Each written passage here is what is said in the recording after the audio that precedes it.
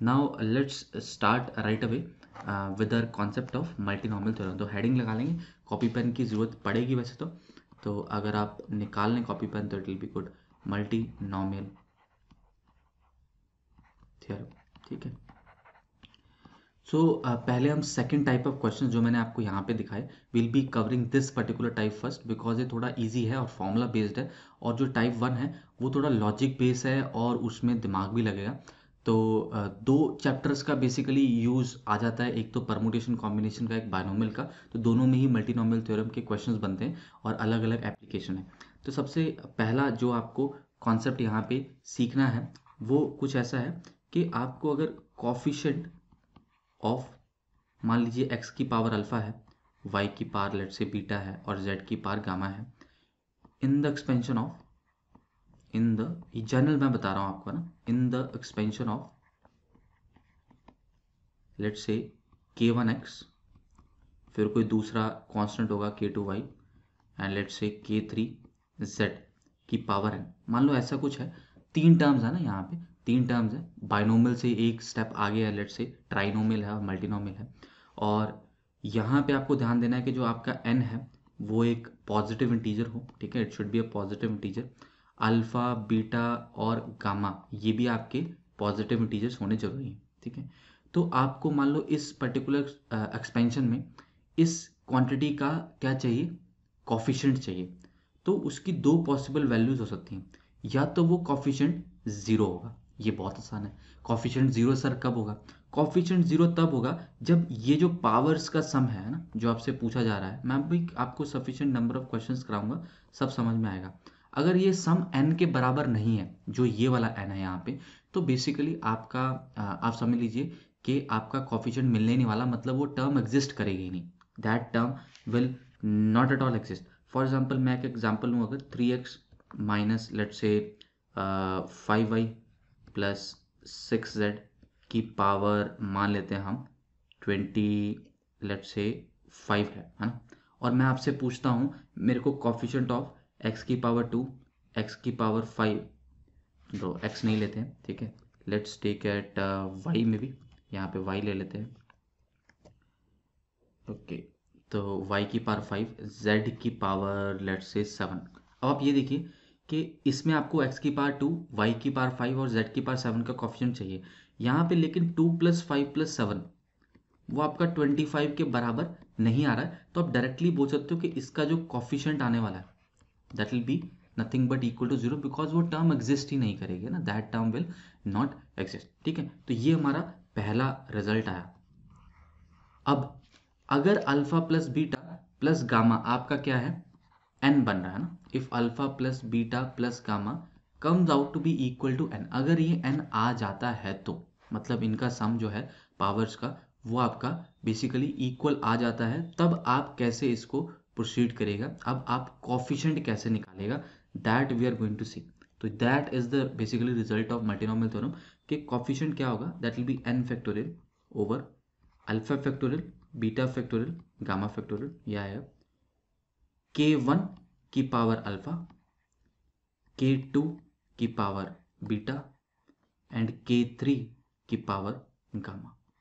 ये आपको अब याद रखना है, this you have to commit to your memory, because हम मल्टीनोमियल थ्योरम के प्रूफ पे नहीं जाने वाले हैं। तो ये आपको याद रखना पड़ेगा, alpha plus beta plus gamma जो है वो आपका n बन रहा है।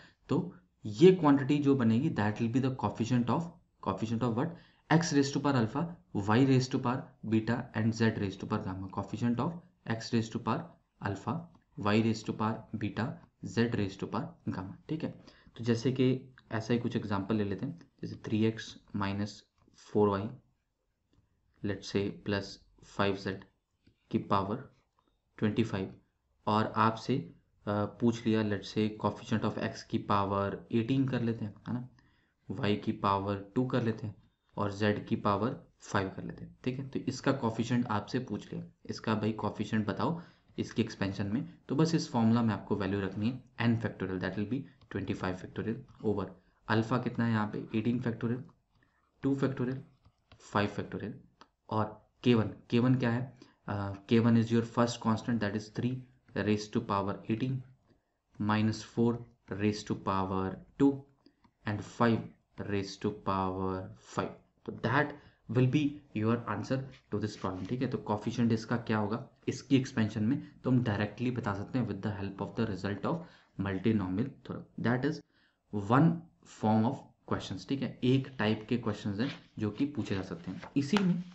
इसी में अगर हम आगे ऑब्जर्व करें, वो आ जाता है नंबर ऑफ टर्म्स का ना, number of terms in the expansion of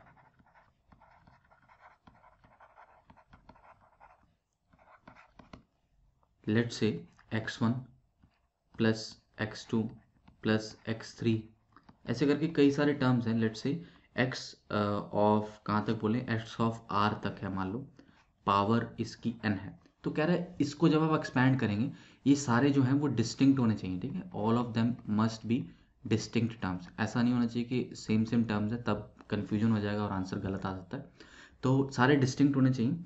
तो आपको अगर नंबर ऑफ टर्म्स चाहिए इसमें, है ना, you need is number of terms in the expansion of this. तो that will be what, that will be given by this result, that is n plus r minus 1 c r minus 1। Number of terms in the expansion of this is given by this formula, जो कि आप देखिए beggars method का भी एक result होता है ना, ऐसा ही रिजल्ट होता है। अगर आपने बैगर्स मेथड पढ़ा हुआ, तो नहीं पढ़ा तो कोई बात नहीं। तो n plus r minus one C r minus one will be the number of terms. For example मैं आपसे पूछ लूँ कि x plus 3y minus 4z की पावर लेट से 18 है, तो नंबर ऑफ टर्म्स बताइए इसकी एक्सपेंशन में कितने आएंगे। तो आप बोलोगे कि सर n का वैल्यू 18 है और r is the number of distinct terms here, that is 3 here sir. So 18 plus 3 minus 1 c 3 minus 1, that is 20 c2 will be the number of terms है ना। 20 c2 को तो एक्सपैंड करना आता है ये सबको, 20 into 19 1 into 2, so 2 10s are 20 and you have 190 as answer। So basically यहाँ पे हमारे पास 190 टर्म्स रहेंगी एक्सपेंशन में। ठीक है, I hope the concept is clear. अब हम क्या कर सकते हैं, ये जो क्वेश्चन शुरू में मैंने दिखाया था तुम्हें, now we can try to attempt this question, let's try to do it. तो कह रहा है number of terms in the expansion of this is 28। तो यहाँ पे ये टर्म और ये टर्म दोनों अलग अलग टर्म्स हैं और हमें मान के चलना था, तभी इसका आंसर जेई मेन के जो ऑप्शंस दिए थे, वैसे तो ये ऑप्शन वाइज आया था, this was a multiple choice option question, बस मैंने यहाँ पे इंटीजर टाइप बना दिया। तो बेसिकली आपको क्या देना है, आपको क्या बताना था, आपको ये बोलना है कि यहाँ पे sum of coefficients of all the terms in expansion कितना बनेगा ना, वो तो हम निकाल लेंगे। तो आपको ये ज्यूम करना है कि ये सारे डिस्टिंक्ट हैं और एक्सपेंशन के बाद क्लब नहीं हो रही है ना। तो यहाँ पे आपकी नंबर ऑफ टर्म्स कितनी बनेगी, n plus 3 minus 1 c 3 minus 1, ये आपको ऑलरेडी 28 गिवन था। तो यहाँ पे आपके पास क्या बनेगा, n plus 2c2 is equal to 28 which can be written as n plus 2 into एक घटा के लिखेंगे तो n plus 1 over 1 into 2। I hope आपको एनसीआर का फॉर्मूला आता है, आप वो लगाना चाहते हैं तो वो भी लगा सकते हैं, मैंने डायरेक्टली यहाँ पे कर दिया। तो n plus 2 and n plus 1 is equal to 54। ठीक है, अब 54, सॉरी नॉट 54, 56 है ना। 56 कब बनता है, 7 8 56 होता है वैसे ना, 7 8 क्या होता है 56 होता है। इसको रब करके अच्छे से लिख देते हैं, 7 8 56 होता है। तो या तो क्वाड्रेटिक सॉल्व कर लो, मैं डायरेक्टली कर रहा हूँ, ऑब्जेक्टिव ही तो कर रहे हैं। तो ये मान लीजिए 7 होगा, तो ये आपका 8 होगा, ऑब्वियसली बात है। तो n का वैल्यू कितना आ गया यहाँ से, n का वैल्यू आपका 6 निकल के आ रहा है। n plus 1 is equal to 7 करेंगे तो n का वैल्यू 6। तो एक बार n आ गया तो मतलब ये एक्सपेंशन अब आपकी क्लियर होगी, ऐसा करके आप इसको लिख सकते हैं। और पावर 2 है यहाँ पे और पावर 6। अब आपको सम ऑफ कॉफिशिएंट्स चाहिए, तो सिंस आपको sum of coefficients of all terms चाहिए, तो उसका सिंपल सा फंडा होता है कि इधर आपका सम आ जाएगा, रिक्वायर्ड सम। बस आपको यहाँ पे क्या पुट करना है, x को 1 पुट करना है। तो आप x को 1 पुट कर दीजिए, तो 1 माइनस 2 प्लस 4 की पावर 6, 1 माइनस 2 प्लस 4 की पावर 6। तो what we have is 4 minus 1 that is 3 की पावर 6। ठीक है, तो 3 की power 6 that is 9 cube and 9 cube will be nothing but 729। तो ये आपका ऑप्शन मैच होना था। बस हमें डिस्टिंक्ट मान के चलना है ना टर्म्स को, we had to assume the terms to be distinct terms, उस तरह से क्वेश्चन फ्रेम किया हुआ। ठीक है, तो this is one set of problem majorly used in binomial theorem part है ना, ये सारा आपका क्या है, एक बायनोमियल थ्योरम का आपका पार्ट है, जिसमें हमने कौन कौन सी चीज़ें देखी। एक हमने देखा कि कॉफिशेंट निकालना, दिस वन वाज इम्पॉर्टेंट, कि कॉफिशेंट कैसे निकालते हैं, उसका या तो ज़ीरो होगा अगर बराबर नहीं हुआ, और या फिर ये वैल्यू आपकी इस तरह से आएगी, n factorial alpha beta gamma, कितनी भी टर्म्स हो सकती है, मैंने यहाँ पे 3 के लिए बताया, आप इसको जनरलाइज भी कर सकते हो 4-5 टर्म्स के लिए, ठीक है। और ये आ गया नंबर ऑफ टर्म्स का फॉर्मूला, जो कि आपको ध्यान में रखना है to solve any type of questions. I have also shown you previous question on that, okay. तो ये एक टाइप का हमारे सवाल बन गए मल्टीनॉमियल थ्योरम पे। अब हम मल्टीनॉमियल थ्योरम पे दूसरे सेट ऑफ क्वेश्चंस पे आ रहे हैं, ठीक है। Now we are moving to a different set of questions, that is basically selection of alike objects, selection of what, alike objects. Alike मतलब सेम ऑब्जेक्ट्स में से कुछ चीज़ें सेलेक्ट करनी हुआ ना, तो कैसे की जाती हैं, वहाँ पे हमारा मल्टीनॉमियल थ्योरम का यूज आएगा, ठीक है। तो उसके बारे में डिस्कस करते हैं, लेट्स बिगिन। आप में से कई लोगों ने बैगर्स मेथड जरूर पढ़ा होगा, जिसमें कि लेट्स से अपने पास x1 प्लस x2 प्लस x3 up to let's say xr, है ना, ये हमारे बैगर्स हैं, और हमारे पास लेट से n कॉइन्स हैं, है ना। तो हम क्या बोलते हैं कि n कॉइन्स के लिए हमें सिंस r बैगर्स हैं तो n प्लस एक कम हमें क्या बनानी पड़ेगी, वॉल्स बनानी पड़ेंगी, और उतनी वॉल्स हमें सेलेक्ट करनी पड़ेंगे ना, that will be the number of ways of distributing basically n alike coins to r distinct beggars, ये हम बोलते हैं ना। या फिर इसका नंबर ऑफ इंटीग्रल सॉल्यूशंस अगर हम निकाल रहे हैं ना, जहाँ पे हम जीरो को भी इंक्लूड कर रहे हैं, तो वो भी हमारा यही आंसर रहता है यहाँ पे ना। ये बैगर मेथड में ऑलरेडी हमने पढ़ा होता है, अगर आपने नहीं पढ़ा तो कोई प्रॉब्लम नहीं है। अब बैगर मेथड क्या होता है ना, बैगर मेथड से आप लोअर लिमिट तो इजीली हैंडल कर सकते हो, जैसे कि कोई बोले कि एक पर्टिकुलर बैगर है जी, आपको उसको 2 कॉइन्स जरूर देने हैं, ठीक है, तो आप उसको शुरू में ही 2 कॉइन्स देते हैं और बाकी का डिस्ट्रीब्यूशन कर देते हैं बैगर्स मेथड में। That is concept, that is a manipulation that we do. But multinomial theorem में क्या है कि कई बार क्या होता है कि आपको लोअर लिमिट के साथ साथ अपर लिमिट भी है, कि इस बैगर को 2 कॉइन मिनिमम मिलने चाहिए और मैक्सिमम 5 मिल सकते हैं ना, ऐसी कोई इस तरह की आपकी क्या है, अपर लिमिट भी आ रही है। तो आपको क्या करना पड़ेगा, मल्टीनॉमियल थ्योरम की अगर हेल्प लेंगे तो इजीली आंसर आ जाएगा ना, you will get the answer very easily. अब यहाँ पे तो इसमें अगर आप देखिएगा, x1 पे अगर मैं जनरल फॉर्मूला लिखूं मल्टीनॉमियल थ्योरम का, तो x1 पे कोई रिस्ट्रिक्शन नहीं है, x1 की वैल्यू 0 से लेके n तक कोई भी वैल्यू हो सकती है, ठीक है। तो आपसे ये बोला जाता है कि अगर आप यहाँ से n चीज़ों को डिस्ट्रीब्यूट करना चाहते हैं या n चीज़ें सेलेक्ट करना चाहते हैं, एक ही बात कह सकते हैं, that will be nothing but coefficient of x की power n in this expansion, that is x0 plus x1 plus x2 up to xn। ये पहला x1 के लिए, ऐसा ही दूसरे के लिए x2 के लिए x0, सॉरी नीचे नहीं आएगा, ऊपर की तरफ जाएगा, ये पीछे आ गया हम, okay. Let me just, okay, x की पावर 0, x की पावर 1 प्लस x की पावर 2 अप टू x की पावर n, और ऐसा चलता रहेगा, ठीक है, ऐसा चलता रहेगा कितनी ब्रैकेट्स तक, r ब्रैकेट्स ऐसे आएंगी, ठीक है। तो इसमें कह रहे हैं कि जितना कॉफिशिएंट ऑफ n होगा ना, वही हमारा फाइनल आंसर होगा, वो क्वांटिटी, यही क्वांटिटी बनेगी n plus r minus one C r minus one, ठीक है। तो बैगर मेथड अगर आएगा, अगर लोअर लिमिट है सिर्फ क्वेश्चन में, तब तो हम बैगर मेथड लगाएंगे, बट अपर लिमिट भी आती है, और उस समय हमें इसका ही यूज करना पड़ता है, that is coefficient of x की पावर n। अब मैं आपको वो क्वेश्चन दिखाता हूँ, शुरू में दिखाया था, देखिए इसमें आप देखिए, in a paper of mathematics there are 5 questions such that sum of the marks is 30, sum आपका 30 है 5 क्वेश्चंस का, the marks for any question is not less than 2 and not more than 8। तो मान लीजिए अगर 5 क्वेश्चन है तो x1 plus x2, अब आपको समझ में आएगा अगर पहले नहीं समझ में आया तो, कि क्यों मैं ये मेथड करवाना चाह रहा हूँ। तो यहाँ पे ये सम आपका 30 बनाना है। अब हर एक पे रिस्ट्रिक्शन है, हर एक xi पे रिस्ट्रिक्शन क्या है कि वो 2 से नॉट लेस देन 2 है ना, 2 से कम नहीं हो सकता, मतलब 2 या 2 से ज़्यादा होगा, और 8 से ज़्यादा नहीं हो सकता, तो 2 to 8 रह रहा है, हर xi आपका 2 to 8 रह रहा है। तो आपको ये बताना है, find the number of ways in which the marks can be avoided, ठीक है। तो अगर एक ही रिस्ट्रिक्शन रहती ना एक तरफ से, तो आप इसको बैगर मेथड से हैंडल कर लेते। मान लो बोलता कि हर क्वेश्चन को कम से कम 2 नंबर देने हैं, तो 2-2 नंबर हम सबको पहले दे देते, और बाकी जो बचते हैं हमारे पास, जैसे हमने 2-2 नंबर देते, तो बाकी 20 बचते, तो 20 को हम हैंडल कर लेते थे। अब क्या है, अब अपर लिमिट भी है, तो इसको समझने की कोशिश करो। इसको समझ लिया तो समझो मल्टीनॉमियल थ्योरम अब आ गया। तो अब तुम्हें ढूंढना क्या है, तुम्हें ढूंढना है 5 क्वेश्चंस, ठीक है। 5 हमारे 5 क्वेश्चंस है। We have total number of questions how much 5, and what we want the sum to be equal to 30, है ना। हम सम कितना चाहते हैं, हम सम 30 चाहते हैं। तो अभी मैंने आपको बोला था कि अगर x1 से लेके xr तक होगा और आपको इक्वल टू n दिया है, और आपको आपको जो चीज पूछी जा रही है ना रिस्ट्रिक्शन वाली, तो x की पावर n का कॉफिशिएंट था ना, तो यहाँ पे क्या बनेगा, कॉफिशिएंट ऑफ x की पावर 30 किस में इन, ये बहुत इंपॉर्टेंट है समझना। पहले x1 क्या क्या वैल्यू ले सकता है, x1 की वैल्यू 2 से लेके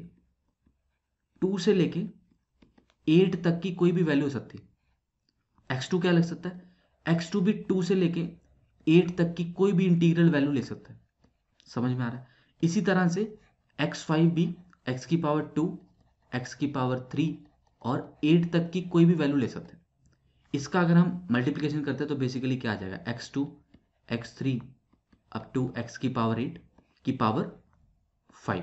तो कॉफिशिएंट ऑफ x की पावर 13 दिस, इसमें से अगर मैं x स्क्वायर कॉमन निकाल लूं तो x की पावर 10 आएगा बाहर, तो 1 प्लस x की पावर 6 और पावर 5। तो इसमें कॉफिशिएंट ऑफ तुम्हें क्या ढूंढना है, 30, x की power 30। That will be same as what, coefficient of x की power 20 in what, in 1 plus x plus up to x की पावर 6 की पावर 5। इसमें coefficient of 20 ढूंढो। इसमें ये तो जीपी है, तो जीपी का सम हमें लगाना आता है। तो first term into 1 minus common ratio is x, a r 1 minus r की पावर n। तो यहाँ पे नंबर ऑफ टर्म्स हमारी कितनी है, 7 है, ओवर 1 माइनस आर, इसकी पावर कितनी, 5। तो इसमें कितना ढूंढना है आपको, कॉफिशिएंट ऑफ x की पावर 20, इस एक्सपेंशन में जीपी का सम किया। नेक्स्ट स्लाइड पे चलते हैं। तो हमें क्या चाहिए अभी तक, कॉफिशिएंट ऑफ x की पावर 20 इन 1 माइनस एक्स की पावर 7 की पावर 5, और नीचे वाली टर्म को मैंने ऊपर लिख लिया 1 माइनस एक्स की पावर -5। अब प्रॉब्लम ये है कि इसका तो चलो हम एक्सपेंशन कर लेंगे, किससे, बायनोमियल से, बट इसका क्या करेंगे, इसमें से कॉफिशिएंट कैसे निकलेगा। तो वो binomial theorem for any index से निकलता है, बट मजे की बात यह है कि जो हमारा यहां से रिजल्ट बनेगा वो रिजल्ट आपको पहले से आता है। कैसा रिजल्ट, कि कभी भी आपको 1 माइनस एक्स की पावर माइनस आर में x की पावर n का क्या चाहिए, कॉफिशिएंट चाहिए। Result is what, coefficient of x की power n in the expansion of 1 minus x की power minus r, that will be nothing but n plus r minus 1 C r minus 1। ये तो भाई पहले से आता तुम्हें, दोबारा से देख लो। कॉफिशिएंट ऑफ x की power n in 1 minus x की power minus r is n plus r minus 1 C r minus 1। ये तुमने कर लिया, that will finish the theory of multinomial theorem. इसके बाद अब तुम कोई भी क्वेश्चन कर सकते हो। तो आइए, कॉफिशिएंट ऑफ x की पावर 20 इन दिस, तो इसको एक्सपैंड कर लेता हूँ फर्स्ट पार्ट को। तो will have 5c0 that will B 1, और फिर 5c1 आएगा, तो माइनस ऑफ 5 इंटू एक्स की पावर 7, 5c1 इज 5, फिर आ जाएगा plus of 5c2 will be 10 into x की पावर 14। और इसके बाद देखिए आपके पास बेसिकली एक्स की पावर 21 या उसके हायर वाली टर्म्स बचेंगी, वो हमें चाहिए नहीं, we don't need those terms. और यहाँ पे 1 माइनस एक्स की पावर -5। अब जब 1 मल्टीप्लाई होगा इसके साथ, तो यूल हैव 1 माइनस एक्स की पावर -5, फिर -5 होगा तो -5 एक्स की पावर 7 इंटू 1 माइनस एक्स की पावर -5 प्लस 10 इंटू एक्स की पावर 14 इंटू 1 माइनस एक्स की पावर -5। हम किसका कॉफिशिएंट ढूंढ रहे हैं, कॉफिशिएंट ऑफ एक्स की पावर 20। तो देखिए इसमें एक्स की पावर 20 का कॉफिशिएंट क्या होगा, यहाँ पे ये देखिएगा ये आर है और ये आपको टर्म चाहिए, तो 20 प्लस 5 -1 C5, सॉरी नॉट 5 है ना, C5 - 1, हाँ चलो ये बोलते थे है ना, 20 + 5 - 1 C5 - 1, ये हो गया -5 टाइम्स x⁻7 तो ऑलरेडी बन चुका है, x⁻7 is already there with you. तो आपको 20 चाहिए, तो मतलब 13 और चाहिए ना, 13 और चाहिए। तो 13 + r -1 c r -1, that will be, let's say 5 - 1 plus 10 into 14 तो ऑलरेडी आ गया, 6 और चाहिए, तो 6 और चाहिए तो क्या बनेगा, यू विल गेट 6 और चाहिए आपको, 6 + 5 - 1 C5 - 1, ये आपका आंसर बनने वाला कितना, 24C4 -5 into this will be 17C4 plus 10 into this will be 10C4। ठीक है, इसको आप कैलकुलेट कर लीजिए and you will get the value as 826। ठीक है, तो that will be your answer. Now let's see another type of a problem. Okay, so we have number of integers between 1 to 1 lakh if the sum of the digits is 15। ठीक है, तो भाई 1 लाख तक हमारे 5 digit maximum बन सकते हैं है ना, या 4 डिजिट हो सकते हैं, या 3 हो सकते हैं, 2 हो सकते हैं, 1 हो सकते हैं, वो सारा हम हैंडल कर लेंगे। तो आइए देखते हैं। तो आप ये ऑब्जर्व करें कि हमारे पास बेसिकली 5 प्लेसेस हैं यहाँ पे ना, 5 प्लेसेस हैं, और डिजिट्स डिजिट्स जो है हमारे वो 0 से लेकर 9 तक कोई भी डिजिट हो सकता है, और सबका सम हमें 15 चाहिए। तो it will B basically coefficient of x⁻15 in what, in x⁻0, x⁻1 up till x⁻9। हर एक प्लेस पे 0 से लेकर 9 तक कोई भी नंबर आ सकता है, और हमारे पास 5 प्लेसेस ऐसी हैं, तो पावर 5।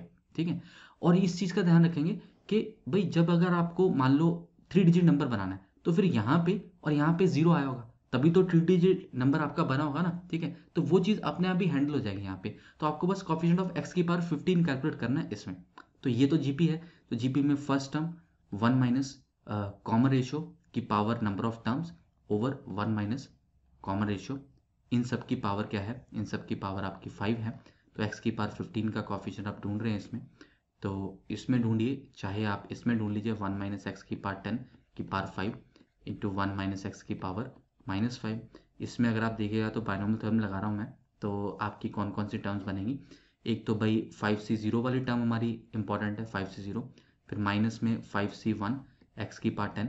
इसके बाद आप देखिए जैसे आप 5C2 करेंगे तो पावर आपकी 15 से बड़ी हो जाएगी, तो वो रेलिवेंट नहीं है। तो इसको आपको बेसिकली 1 माइनस एक्स की पावर -5 के साथ मल्टीप्लाई करना, higher terms you are neglecting. तो 5C0 इज 1, तो 1 मतलब आपको 15 चाहिए यहाँ पे है ना, पावर 15 चाहिए। तो 15 प्लस आर इज 5 -1 सी 5 -1, एक तो ये बन गया, minus 5C1 is 5, x⁻10 already आ चुका, तो मतलब 5 आपको और चाहिए, तो 5 + 5 -1 C 5 -1। So answer should look like 19 है ना, 19C4 -5 times 9C4, that has to be our answer. ठीक है, तो कितनी इजीली आपने निकाल लिया। अब आप सोचिए कि अगर आपको सम निकालना होता उन नंबर्स का, बेसिकली आपको वो नंबर्स निकाले तो जिनका सम 15 होता, तो मुश्किल हो जाता ना। It would have been very difficult to find the sum of we are to find the numbers who sum of the digits is 15। तो हमें अलग अलग कॉम्बिनेशन बिठाने पड़ते, 1 digit number, 2 digit number, 3 digit number, यहाँ पे सारे के सारे आ गए। Try to understand the beauty of this method. ठीक है, let us see one last example and then we'll wind it up. Let's see the question is कि एक स्टूडेंट है जो कि मैक्सिमम 100 मार्क्स स्कोर कर सकता है ना, ही और she can score maximum 100 marks, और आपके 3 सब्जेक्ट हैं। ठीक है, physics, chemistry and mathematics, and आपको बेसिकली 190 टोटल लेके आना है, you have to bring total to be equal to 190, और इंडिविजुअली मिनिमम 50 मार्क्स हर एक में लेके आने हैं। ठीक है, minimum restriction is 50 marks, maximum is 100, and 190 आपको टोटल चाहिए। तो स्ट्रेट फॉरवर्ड मल्टीनॉमियल थ्योरम का आपको क्वेश्चन दिखेगा, ये कोई मुश्किल सवाल नहीं होना चाहिए अब आपके लिए। तो आप देखिए x1 + x2 + x3, ये आपका क्या बन गया, 190 बन गया यहाँ पे। ठीक है, और रिस्ट्रिक्शंस आपको पता ही है 50 की और 100 की। तो coefficient of x⁻190 in what, in this x की पावर 50 प्लस x की पावर 51 अप टिल x की पावर व्हाट, x की पावर 100। ये एक ब्रैकेट, दूसरी ब्रैकेट और तीसरी ब्रैकेट, ऐसे तीन आएगा। तो बस यहाँ पे आपको जीपी लगाना है, ठीक है, और कॉफिशिएंट ऑफ x की पावर 190 कैलकुलेट करना है। इसका आंसर मैं आपको बताता हूँ, that will come out to be 42C2। और ये आपका होमवर्क प्रॉब्लम भी है, करके देखिएगा। If you are able to solve it, that means you have understood the lecture. Okay, so I hope आपको मल्टीनोमियल थ्योरम के बारे में पता चला। एंड अब आप कोई भी क्वेश्चन को समझ सकते हैं, कर सकते हैं on the multinomial theorem. Don't forget to subscribe my channel and I will see you soon in more videos on JEE Advanced. Thank you and bye bye.